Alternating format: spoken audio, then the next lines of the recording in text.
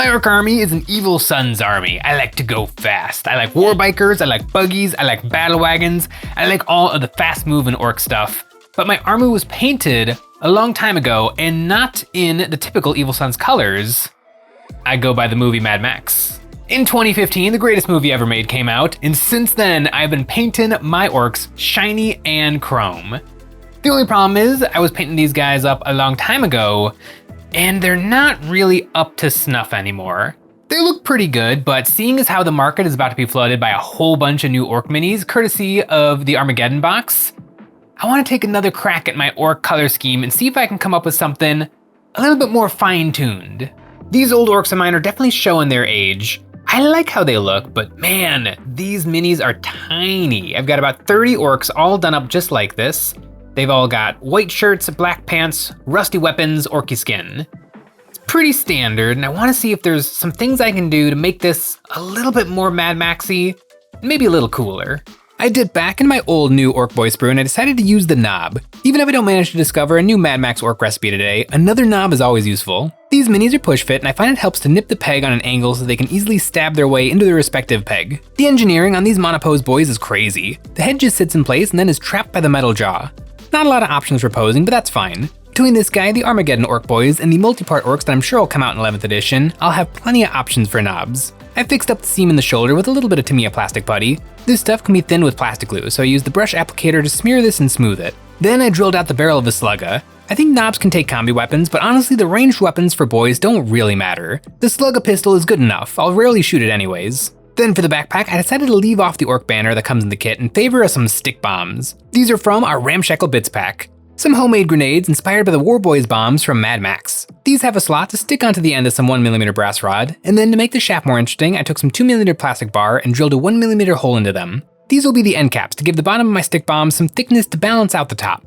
Then for the handle of the bombs, I took some sticker name tags and I cut off some small strips. I peeled off the sticky back and then wrapped these around the handle, spinning them on an angle so that they wind themselves down the length of the shaft. This created a great texture that matches the wrapping seen in a lot of orc equipment. I did this randomly on all the stick bombs, and I dripped a little ultra-thin superglue on the ends to make sure that they never unravel. I used some thick superglue to stick down a couple of these to his back, and then to make them more realistically held on there, I took some thin plastic card, cut a small rectangle, and then bent it into a bracket, and I wrapped this around the handles of the sticks. I think the stick bombs do a lot to show this guy is a Mad Maxy orc, and it'll look even better once I can get some of these extras on some of my orc vehicles.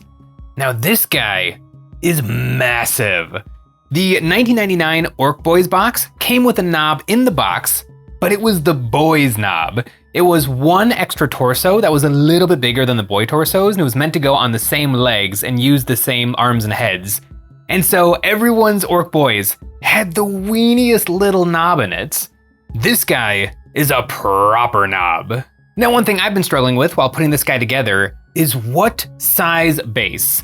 I have scanned the Armageddon show-off page on Warhammer Community, and it doesn't look like he's on a 32. According to the instructions, this guy is meant to go on a 32, but his feetsies feel very cramped on a 32. Like, as of today, the current 1999 Orc Boy box, they're all supposed to be on 32s. But I have a hunch that the orc knob, the boy knob, is meant to go on a 40. That's what I'm gonna do. I'm pretty sure it's right. It looks really right. And I guess I'll just have to wait for the Armageddon box to see if I'm proven wrong. I grabbed a 40mm cobalt keep magnet base and I glued down some 1/4 inch cork. Then I took my Dremel with a sanding drum and I ground it all down so I have a little pitcher's mound of earth. I then glued down my orc with some thick super glue. Now to accessorize my base, I took some bits from the Ramshackle Bits pack, by the way, available at EonsOfBattle.com. I clipped one of these to have it sticking out of the ground. Then I made up some milliput and I smushed this onto the base to fill in some of the ground around his feet, so he is more firmly planted, and I added some variety and hilliness to the ground. Once it was happy with the earth, I coated it in a layer of sandy texture paste, and that is my orc ready for paint. On my old orcs, I started using contrast and speed paint, but now I feel like I really know what I'm doing. I hit him with a white prime, and then I got started picking out his bits. For his pants and leather jacket, I hit these with some grim black speed paint, giving me some darkness and basic contrast. Then to perfect these areas, I used glazes of deep gray on the upward facing parts. Once I had these spots looking smooth, I went back in with some just black paint and I glazed this on the low spots, so I have areas that are true black on the model. I grabbed the next shade up, uniform gray, and I did the same thing, more highlights putting these on in smaller layers right over the deep gray.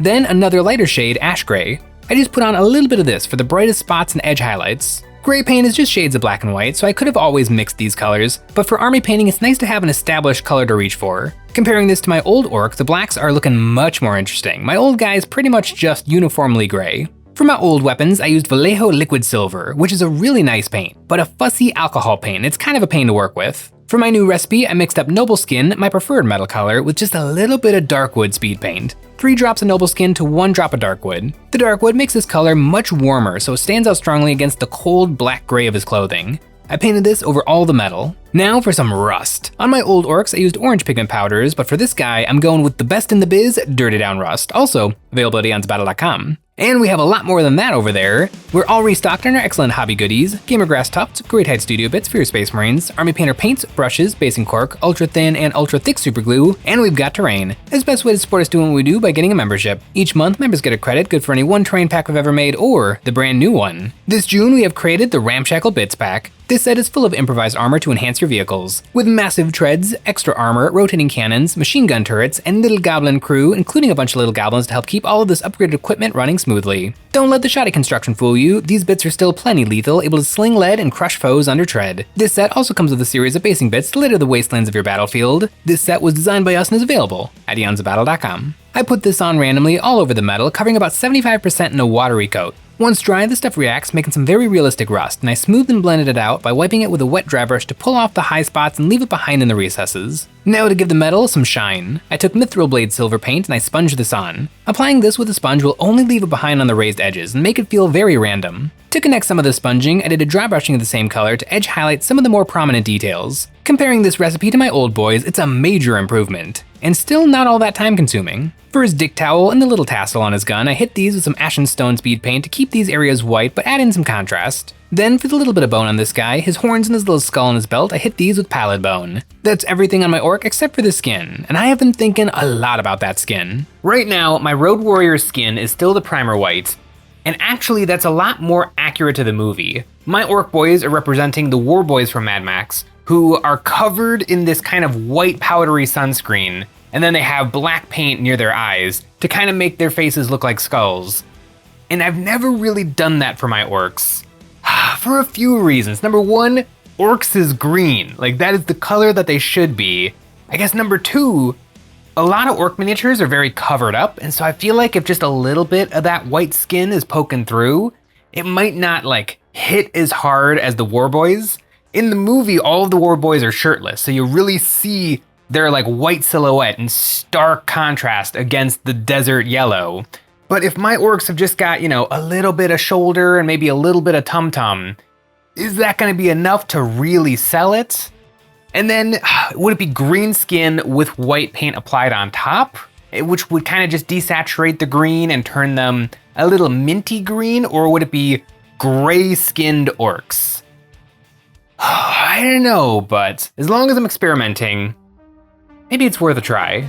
To make the skin look a little bit more like skin, I took Goddess Glow, thinned this down a ton with speed paint medium, and then glazed this on a little bit to give some life to his skin. Then I did the same thing with Ghillie Doo, still working super watered down, so I just have the ghost of this color in the recesses of his skin. Now for the thing, white paint. I took this and slowly layered it up on his muscles. It took a lot of layers to cut through the green skin, and I tried to only get it on the tops of his bigger volumes in his muscles. I also mixed a little bit of ashen gray into my white to make a similar hue to my green, so I could make some transitions more convincing. I did a million layers to see how good I could get it, and around his eyes I glazed black paint. It's definitely something, I don't know if it's the right look yet. Yeah, okay, that's something. It looks okay. I didn't want to go gray for the shading on the skin because his jacket is already shaded gray, and so I didn't want it just to be the same thing again. And so I tried to sneak a little green in there, and it's there, like you can see it, but he looks a little like watermelon candy.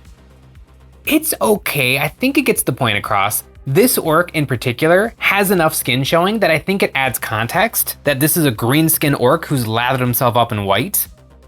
I don't know though, if I was painting a Luda, where like all you can see is their face and the knuckles holding onto the def gun, would that be able to show up or would it just look unfinished?